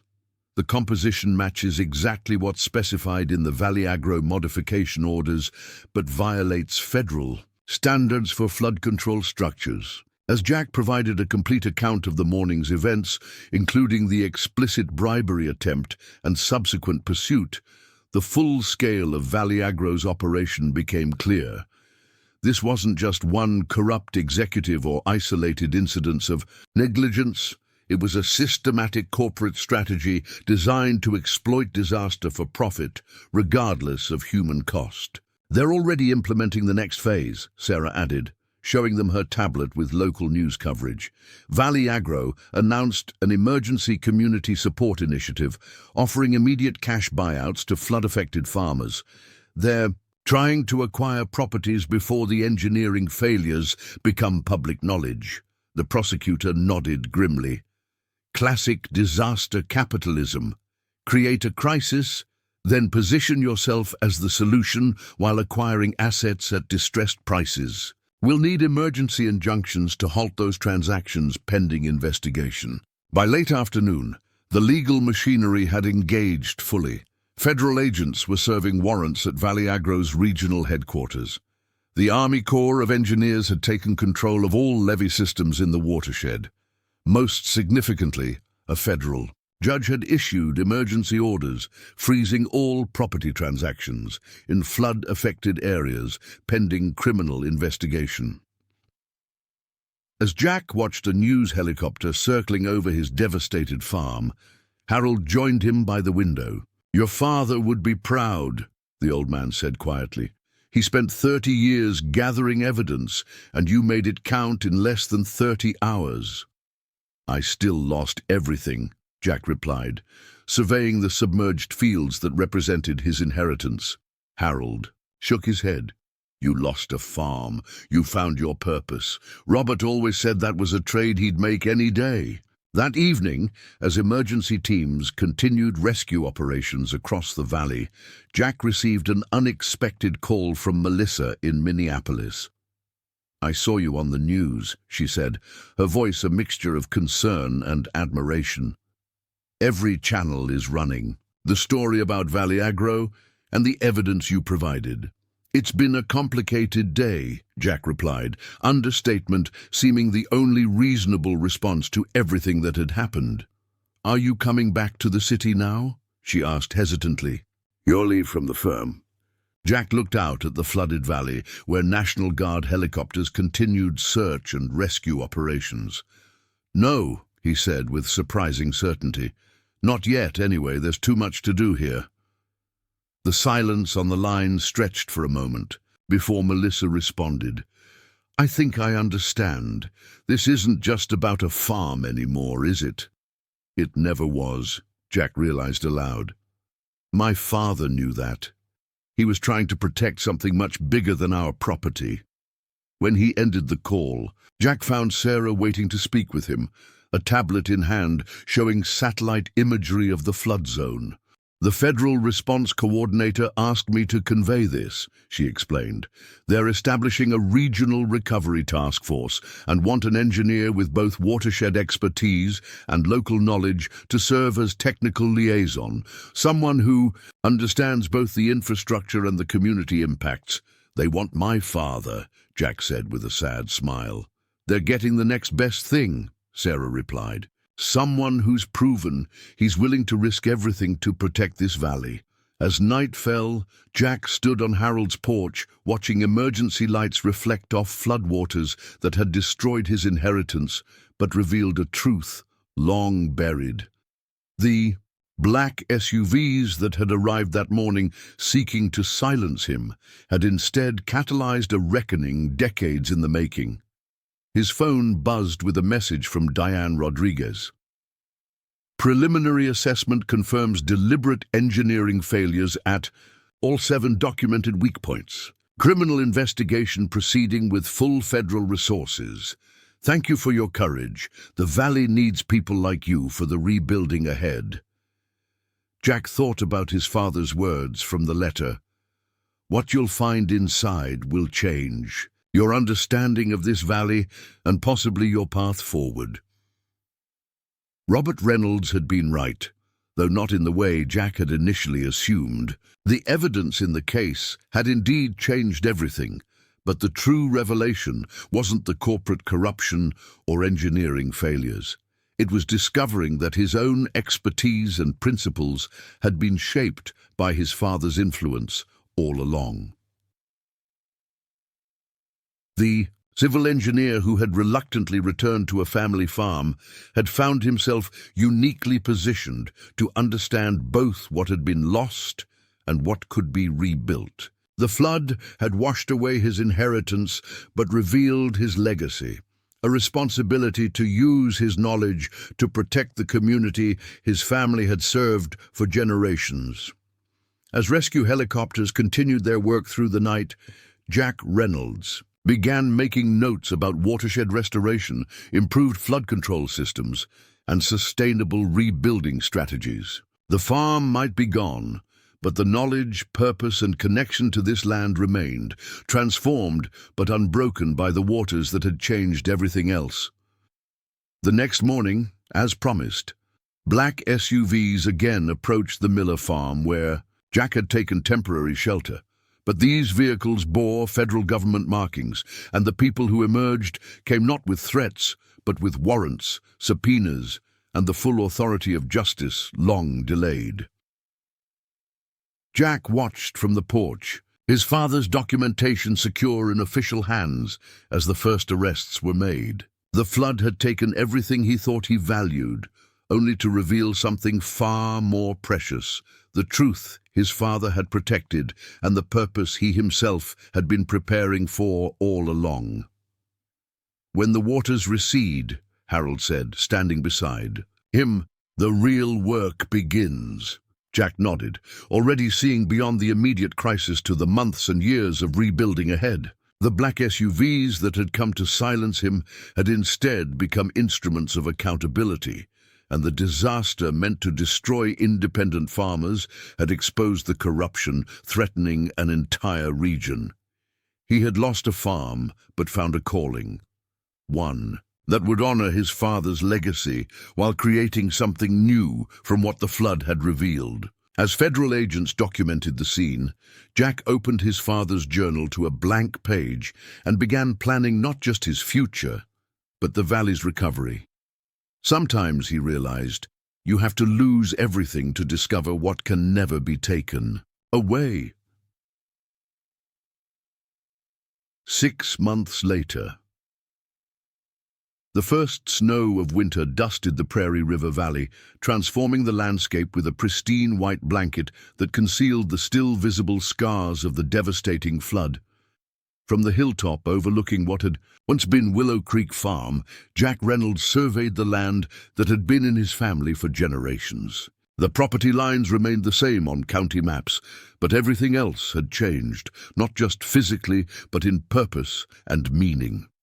Where his farmhouse had once stood, now rose the steel framework of the Prairie River Watershed Research Center, its foundation freshly poured and structural beams reaching skyward against the gray December sky. Funded by a combination of federal disaster recovery grants, corporate restitution payments, and private donations from across the country, the center would serve dual purposes: a living laboratory for sustainable flood management and a memorial to those who had fought, some paying with their lives, to protect the valley from corporate exploitation.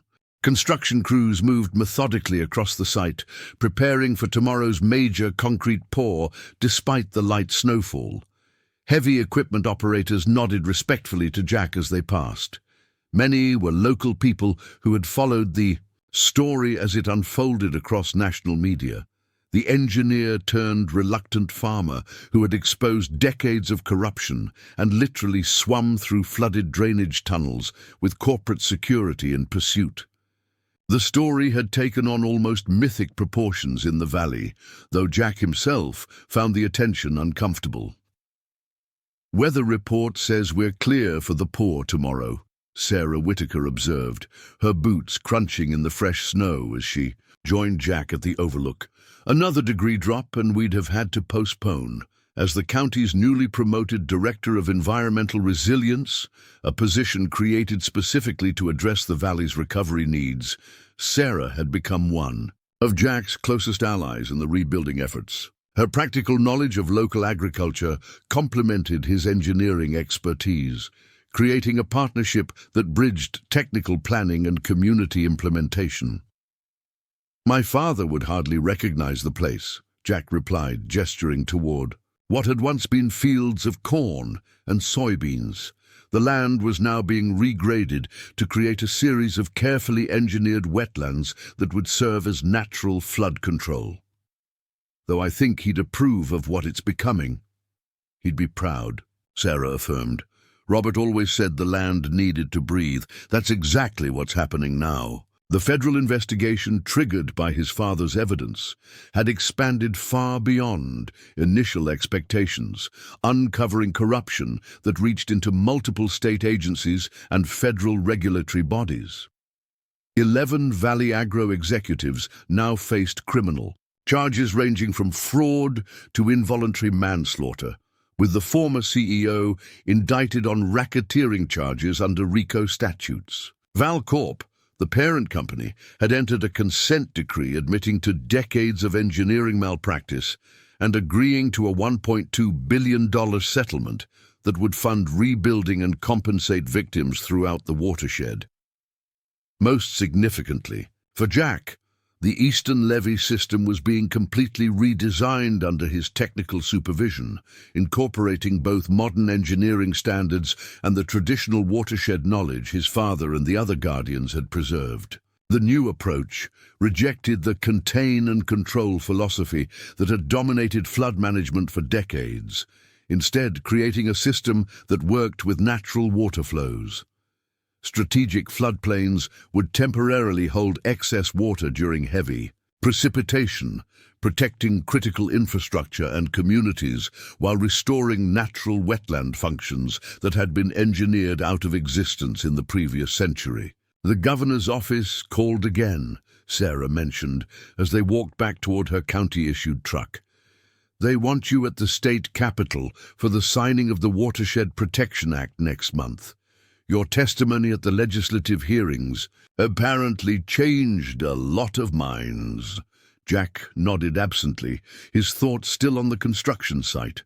The political attention remained uncomfortable, though he had learned to use it strategically to advance the valley's restoration needs. I'll be there if they agree to the expanded buffer zone requirements. Without those, the whole exercise is just political theater. Sarah smiled at his directness.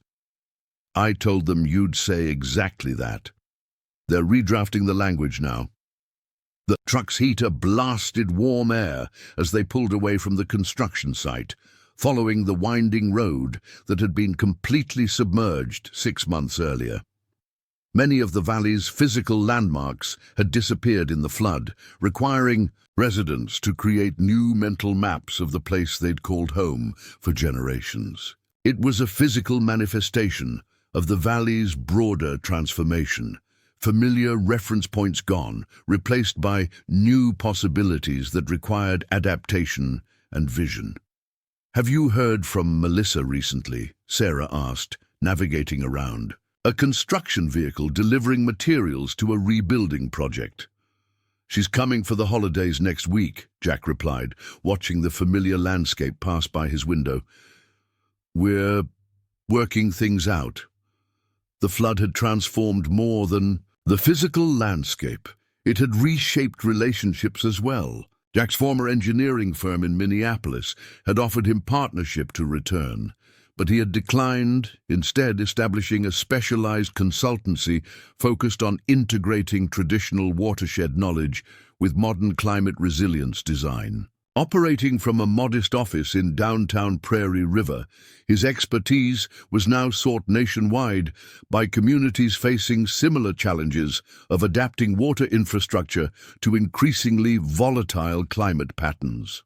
Melissa had initially struggled to understand his decision to remain in Prairie River, seeing it as an extended trauma response to the disaster.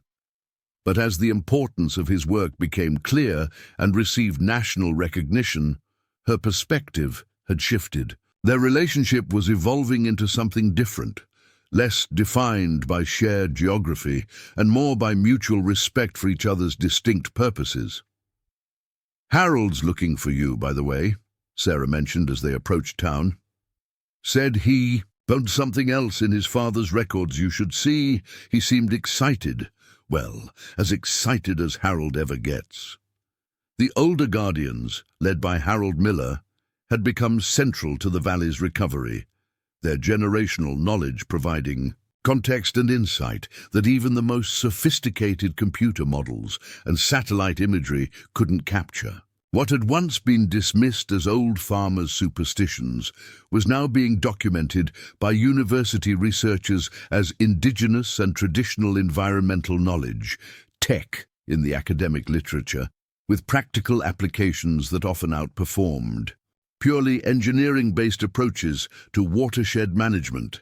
Downtown Prairie River presented a stark contrast to the devastation of 6 months earlier.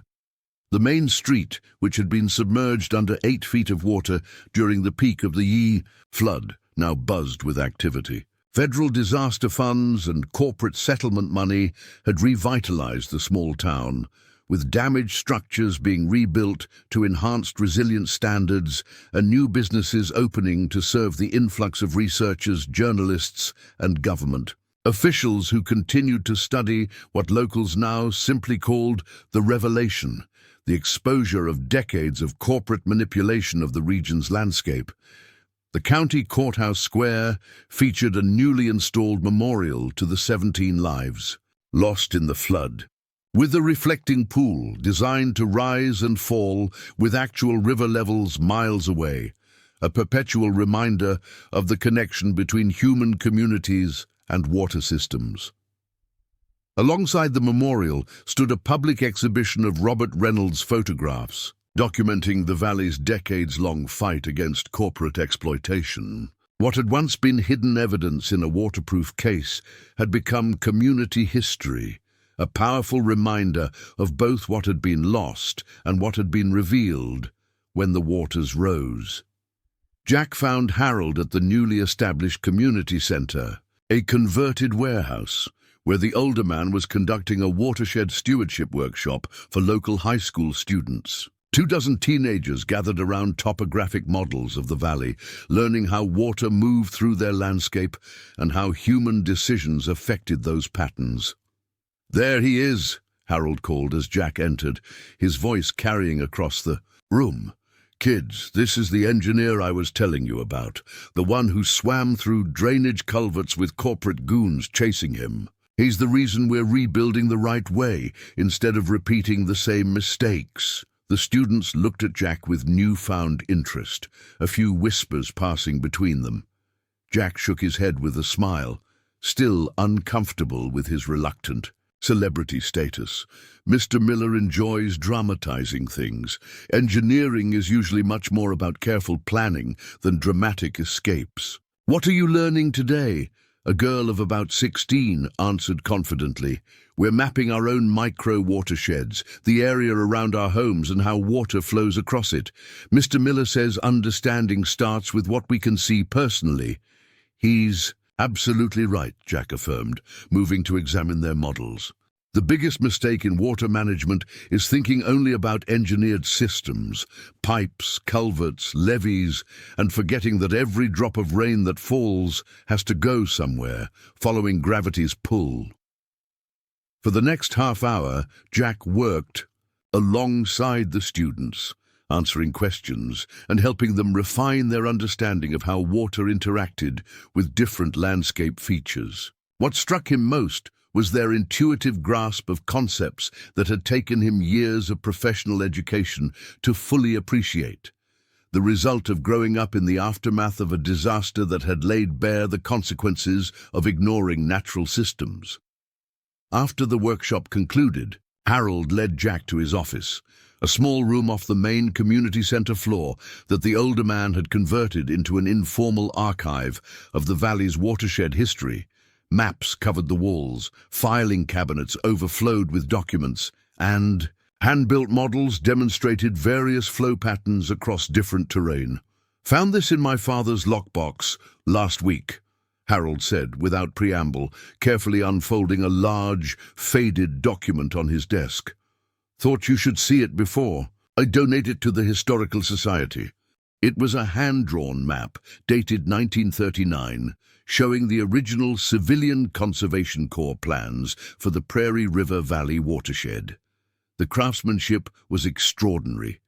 precise line work, and meticulous notations detailing a comprehensive water management system for the entire region. To Jack's astonishment, the design closely resembled what he himself had proposed for the valley's restoration.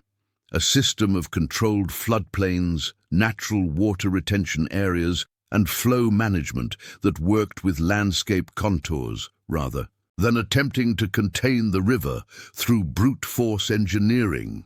They knew, Jack murmured, leaning closer to study the detailed drawings. 80 years ago, they understood watershed management principles we're only now rediscovering. Harold nodded, satisfaction evident in his weathered features. And they were overruled by political pressure and corporate interests, just like your father was decades later. The difference is, this time, the evidence couldn't be buried. The older man pointed to signatures at the bottom of the document. Look at the names. William Reynolds, your grandfather, Joseph Miller, my father. They weren't just farmers. They were trained by some of the best soil and water engineers of their generation during the CCC projects. When private contractors took over the flood control projects after World War II, these plans were shelved in favor of approaches that created more construction contracts and specialized farm equipment needs. Jack studied the signatures, feeling a connection across generations. My father never told me about my grandfather's engineering work. Some wounds run deep, Harold replied. Your grandfather fought the Army Corps plans until his health failed. Your father picked up that fight and carried it forward, knowing he'd probably lose too. That takes a particular kind of courage, standing for what's right even when victory seems impossible. Later that afternoon, Jack attended a community planning meeting at the town hall, where federal recovery coordinators and local leaders discussed the next phases of rebuilding. The room was packed with residents whose lives had been upended by the flood, many still living in temporary housing while their homes were repaired or rebuilt. As the technical liaison between government agencies and valley residents, Jack had the challenging task of translating complex engineering specifications into practical implications for people's lives, explaining why certain areas shouldn't be rebuilt as they were, why farming practices needed to change in specific zones, and how the new approach would protect everyone better in the long run. The modified levee design will create seasonal wetlands in this section, he explained, indicating an area on the projected map that encompassed nearly 400 acres. For the 6 farms within this zone, that means transitioning from row crops to either wetland-compatible agriculture or participation in the Federal Conservation Reserve Program with enhanced compensation. A middle-aged farmer raised his hand, concern evident in his expression. That's my grandfather's land you're talking about. Been in corn production for 50 years. You're saying that changes now? Jack met the man's gaze directly, recognizing Thomas Erickson, whose family had farmed adjacent to the Reynolds property for generations. I'm saying the land remembers what it was before we forced it to be something else, Tom. These areas were natural floodplains that helped protect everything downstream. When we converted them to row crops and built levees to keep them dry, we created the conditions that led to catastrophic floods instead of manageable high water events. He zoomed the map out to show the entire watershed. Everyone in this valley makes a choice. We either work together with natural systems or we fight a battle we'll eventually lose. My father spent 30 years documenting what happens when we choose the latter approach. The room fell silent as the implications sank in. Then, surprisingly, Erickson nodded. My grandfather used to talk about the low meadows before the Corps, channelized everything, said they were better for grazing than planting anyway. What kind of compensation are we looking at for this transition? That question opened a detailed discussion of the economic aspects of watershed restoration, how federal funding, corporate settlement money, and new state programs would help landowners adapt to changing land uses while maintaining viable agricultural operations. The conversation happening in this room was being echoed throughout the region, a fundamental reassessment of how humans related to the landscape they inhabited. The flood had swept away not just buildings and crops, but assumptions and practices that had proven unsustainable. As evening fell, the meeting concluded with tentative agreement on the next phase of rebuilding plans. People lingered afterward, breaking into smaller conversations about specific concerns or opportunities. Jack found himself surrounded by residents, with questions, suggestions, and occasionally simply words of gratitude for his role in exposing the truth about what had happened to their community. An elderly woman took his hand between her weathered palms. "My husband and I lost everything in the flood, our home of 46 years, all our possessions, even our family photos, but you gave us something back that matters more, the truth. Now when people ask what happened, we can tell them it wasn't just bad luck or an act of God. It was deliberate, and those responsible are being held accountable." Such moments still caught Jack off guard, the personal impact of what had begun as a professional assessment of engineering failures. The technical aspects of watershed management he could discuss with confidence. The human dimensions continued to humble him. Later that night, as Jack returned to the small apartment he now rented above the restored Main Street Hardware, he found an unexpected package waiting at his door, a delivery from Minneapolis. Inside was a framed photograph he had never seen before, his parents standing proudly in front of the Willow Creek Farm sign on what appeared to be their 20th anniversary, judging by the date noted on the back. A note explained that a family friend had saved it from her personal collection, thinking Jack might want it after losing so many family mementos in the flood. Jack placed the photo on his desk beside the architectural renderings for the watershed research center and his father's journal, one of the few items he'd managed to save before the floodwaters claimed the farmhouse. The contrast between what had been lost and what was being created struck him powerfully. His inheritance had never really been the farm itself, but the values, knowledge, and purpose his family had preserved across generations. His phone chimed with an email notification from Diane Rodriguez at the Army Corps of Engineers. Senate committee approved full funding for the Prairie River restoration model. Your testimony was the decisive factor. This project will serve as the national template going forward. Congratulations. The implications were significant.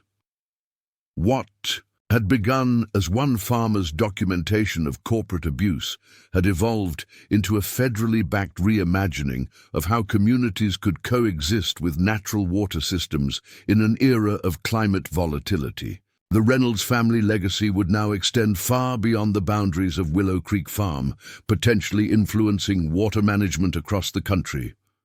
As snow continued to fall outside his window, Jack opened his father's journal, now his journal, and made his nightly entry documenting water levels, precipitation patterns, and observed wildlife returns to the recovering floodplains. This record-keeping practice, which had once seemed like his father's obsession, had become Jack's own ritual, a way of seeing patterns emerge over time that might otherwise be missed. On the journal's inside cover, Jack had carefully taped his father's original letter, its words now faded, but their meaning clearer than ever. What you'll find inside will change your understanding of this valley, and possibly your path forward. Robert Reynolds couldn't have known exactly how prophetic those words would prove, that his son would lose everything material only to discover something far more valuable. The farm was gone, washed away by the very flood its owner had predicted. But its purpose had expanded. Beyond anything a single property could contain, a knock at his door interrupted Jack's writing. He opened it to find Sarah standing there, snowflakes melting in her hair and a folder tucked under her arm. "Sorry to bother you so late, but I thought you'd want to see this right away," she said, stepping inside and unfolding a satellite image. On his table, NASA just released these comparison shots. Before the flood and current conditions, look at what's happening with the vegetation patterns in the breach areas. The image showed striking differences. Areas where floodwaters had carved new channels were now supporting diverse plant communities that had been absent for decades. Nature was rapidly reclaiming spaces that engineering had previously denied. Creating wetland ecosystems that had historically provided natural flood protection. It's happening even faster than your models predicted, Sarah noted, pointing to specific areas. The natural recovery capacity was just waiting for the opportunity. Jack studied the images, seeing confirmation of what the older guardians had maintained for years, that the landscape retained memory of its original patterns, ready to reassert them when given the chance. What engineers like himself often saw as problems to solve, nature often handled as opportunities to rebalance. We should incorporate this into the next phase of the restoration plan, he decided. Work with these emerging patterns rather than imposing our own. Sarah nodded in agreement. That's what I was thinking. Let the land show us what it wants to be, then help it get there. After she left, Jack returned to the window, watching snow transforming the street below. The holiday decorations in shop. Windows created pools of warm light against the winter darkness, signs of a community determined to celebrate renewal even amid ongoing recovery. His phone rang, Melissa calling from Minneapolis, just confirming details for next week, she said, her voice carrying the warmth that had been returning to their conversations in recent months. Also, that journalist from the Times called again about the profile piece. He wants to come down while I'm there, if that's okay with you. That's fine, Jack replied, though media attention still made him uncomfortable. They seemed determined to make this story about me rather than about what actually happened here. Because people connect with personal stories, not abstract systems, Melissa pointed out, echoing what she'd told him in her professional capacity as a marketing executive. The watershed engineering is important, but what resonates is you, the reluctant farmer who lost everything and still fought for the truth. It's a story people need right now. Jack accepted her perspective, recognizing the value of public interest in advancing the broader cause of watershed protection. The times can come, but make sure they understand I'm just one part of something much bigger that's been happening here for generations. After ending the call, Jack sat at his desk and completed his journal entry, adding notes about the satellite imagery Sarah had shared. Tomorrow would bring concrete pause for the research center, meetings about spring planting adaptations, and continued work on levy redesigns. The valley's recovery had become his life's work. Not the obligation he had initially resented, but a calling he had discovered beneath the floodwaters that had taken everything else. As he prepared for bed, Jack paused before the photograph of his parents, seeing in his father's expression the same quiet determination he now recognized in himself. Robert Reynolds had faced the same powerful interests, the same challenging decisions about land and water, the same struggle to protect a community that often didn't understand the threats it faced. "I get it now, Dad," Jack said softly to the image. It was never about the farm. The black SUVs that had arrived at Jack's driveway that fateful morning had sought to silence a truth, never suspecting they were instead launching a transformation that would ultimately protect an entire watershed and the communities that depended on it. They had come offering millions for his silence, only to catalyze changes worth billions to the region's future. Sometimes, Jack reflected, as he watched snowflakes swirl in the streetlights below his window, you have to lose everything to find what was waiting for you all along. His father had understood this truth and prepared for it, creating a path Jack couldn't see until the waters rose and washed away all other options. The flood had destroyed Willow Creek Farm, but in doing so, it had revealed foundations much deeper. than any building, a legacy of knowledge, responsibility, and connection to place that no amount of water could wash away. As the valley slept beneath its blanket of snow, Jack Reynolds closed his father's journal, now his journal, and prepared for another day of rebuilding not just what had been lost, but what had always been possible. Up next, you've got two more standout stories right on your screen. If this one hit the mark, you won't want to pass these up. Just click and check them out. And don't forget to subscribe and turn on the notification bell so you don't miss any upload from us.